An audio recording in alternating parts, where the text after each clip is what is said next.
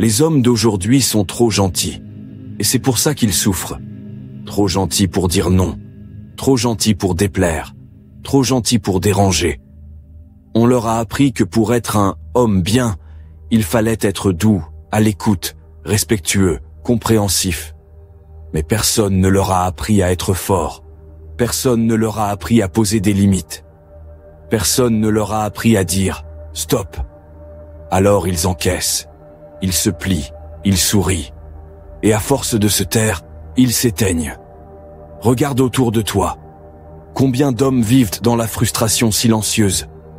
Combien se sentent vides, sans direction, sans feu?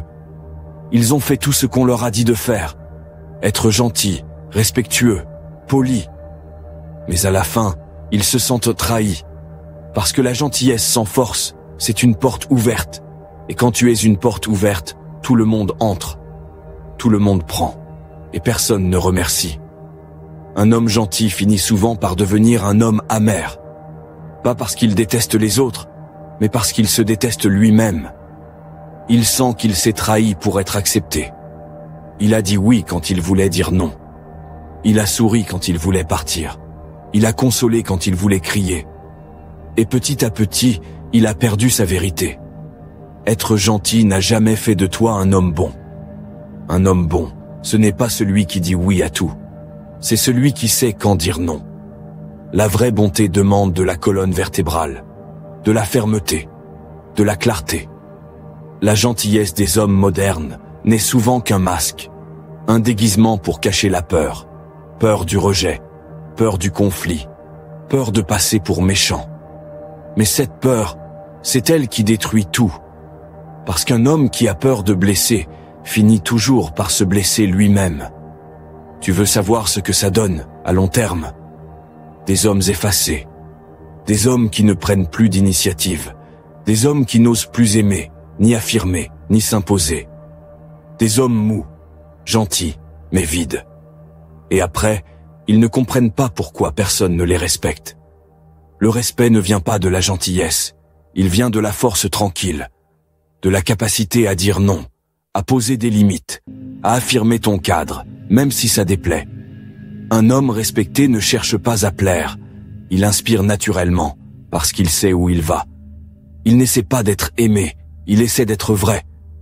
Mais attention, je ne te parle pas de devenir un connard, je te parle de redevenir entier. Parce qu'un homme complet n'est pas que gentil. Il est capable de douceur et de dureté, de calme et de colère maîtrisée, de compassion et de confrontation. C'est ce mélange qui fait de lui un roc. Pour ceux qui veulent aller plus loin, il existe une session de 2 heures. Je n'en dirai pas plus. Le lien est en description. Les hommes d'aujourd'hui ont été conditionnés à éteindre leur force. On leur a dit « ta virilité est dangereuse ». On leur a dit « ta colère est toxique ». On leur a dit « ta puissance fait peur ». Alors ils ont tout refoulé. Ils ont tout anesthésié. Et à force de se retenir, ils se sont vidés de leur feu. La vérité, c'est qu'un homme sans force devient dangereux malgré lui. Pas parce qu'il frappe, mais parce qu'il s'effondre.